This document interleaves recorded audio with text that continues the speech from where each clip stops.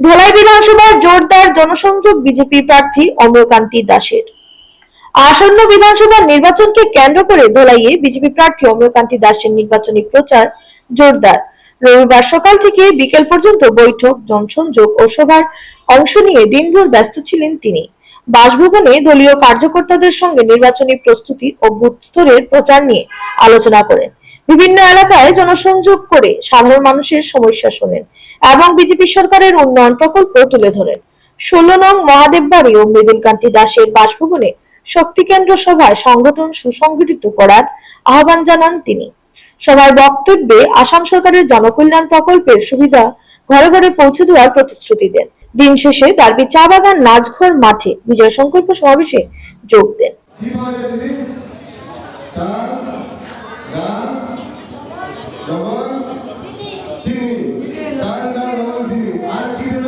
लेके और सुरक्षा, जो सबसे बड़ी बात है सुरक्षा।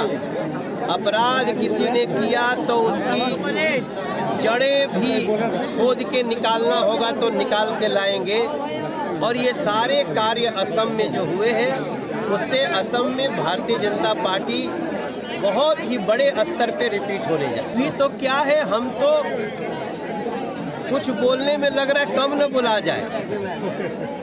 हमें तो लगता है कि सारे टाइम का रिकॉर्ड टूट जाएगा इस बार, ऐसा हमें असम की जनता के